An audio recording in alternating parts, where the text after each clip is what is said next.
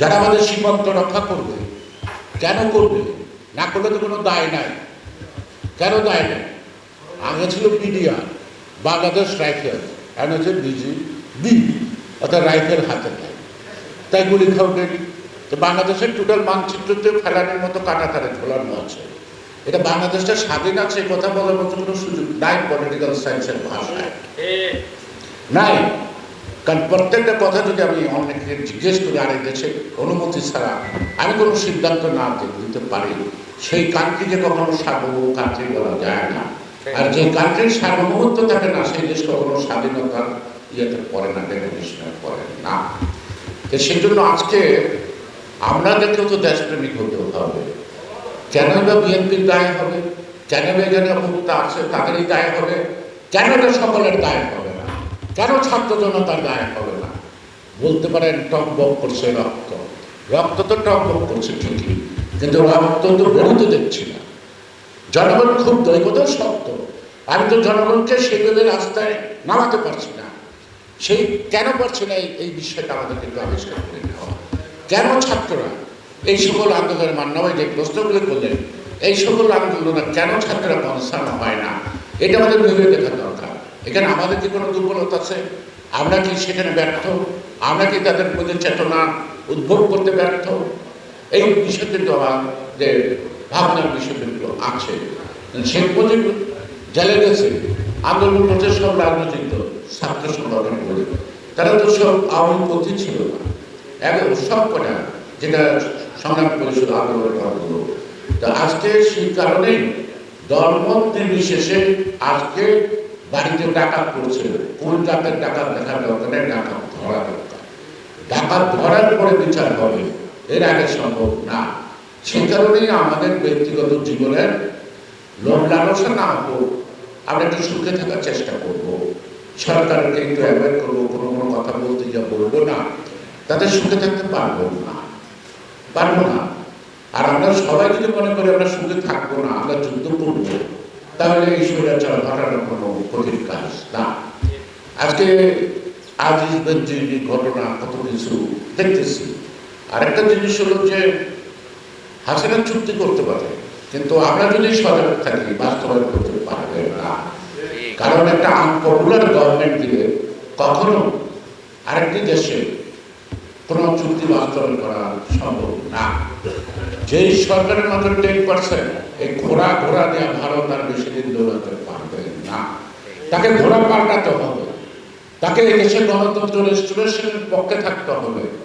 তার দেশে গণতন্ত্র থাকবে, আমার দেশে গণতন্ত্র থাকবে না, এই বৈষম্য থাকতে পারে না।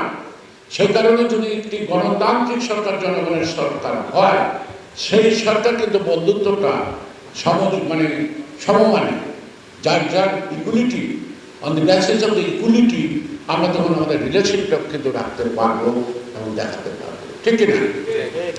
তো সে কারণে হাসিনা সরকারের আগে সরকার ছিল না। আমি একজন ইন্ডিয়ানদের জিজ্ঞেস করছি যে হাসিনার সরকারের আগে কোনো সরকার ছিল না, তখন কোনো প্রবলেম হয়েছে?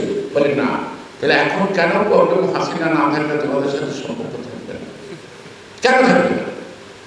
তারা জানতে চাইলাম কত পার্সেন্ট সাপোর্ট আছে বাংলাদেশের শেখ হাসিনা? কয়েক নট মোর দেন 10%। তাই হ্যাঁ, যে 10% সাপোর্ট থাকে তারা বেনিফিশিয়ারি, লাইক দরবেশ বেঞ্জি। পুলিশ ডিপার্টমেন্ট একটা বোধহয় প্রতিবাদ দিচ্ছে অ্যাসোসিয়েশন, আমি খুব কষ্ট পাই না। পুলিশ ডিপার্টমেন্টে কি সবাই বেঞ্জি? সবাইকে এত টাকার মালিক? কেন পুলিশ ডিপার্টমেন্ট বলতে পারলো না কোনো দুর্নীতিবাজের দায় আমরা নেব না? কেন বলতে পারলো না? কেন প্রতিষ্ঠানের ভাবমূর্তিটা তারা রক্ষা করার জন্য স্টেটমেন্টটা করতে পারলো না? সুতরাং তাহলে আজকে কি একটা শিল্পেও কি বেঞ্জিনের মতো টাকার মালিক হয়েছে? একটা এসপিও কি বেঞ্জিনের মতো টাকার মালিক হয়েছে? নিশ্চয়ই পারে না।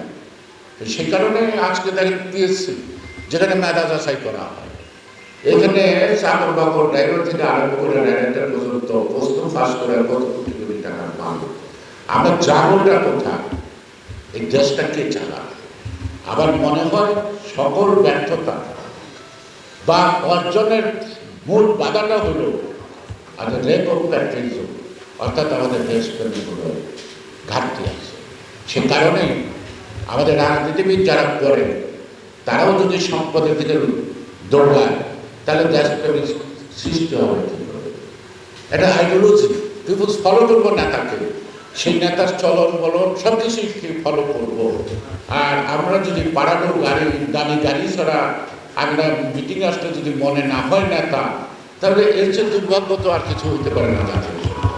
সে কারণে সাধারণ মানুষটাকে চলতে হবে, তার মনের ভাষা বুঝতে হবে, তার চোখ দেখলে বুঝতে হবে যে সে কি বলতে চায়। এটা যদি আমরা রিয়েলাইজ করতে পারি তাহলে কিন্তু আমরা অটোমেটিক্যালি অ্যাসার্টিভ হবো।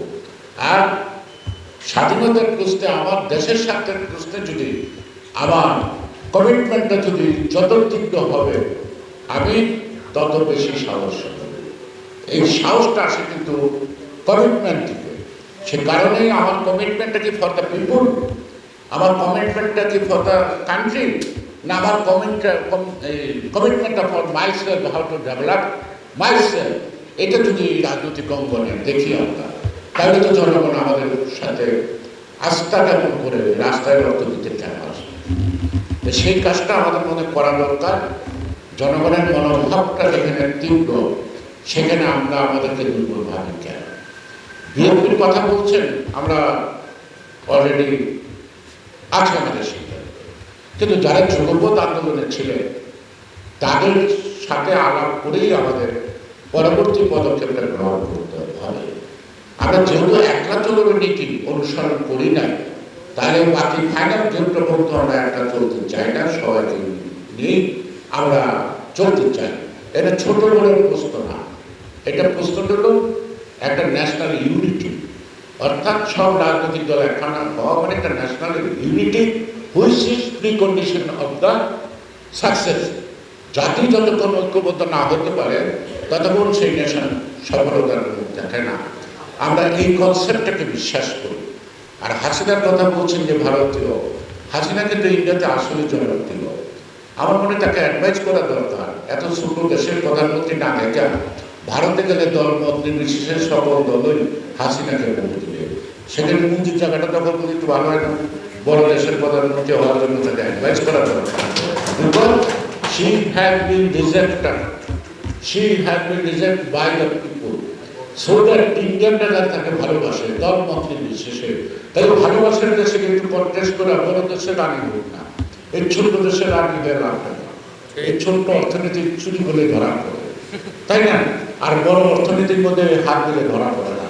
সাগর থেকে বালতি দিয়ে পানি তুললে বোঝা যায় না কয় বালতি গেছে, কিন্তু আপনি যদি আপনার ঘরের বালতি থেকে 1 গ্লাস পানি তুলেন তাহলে কিন্তু বোঝা যায় যে 1 গ্লাস পানি কম।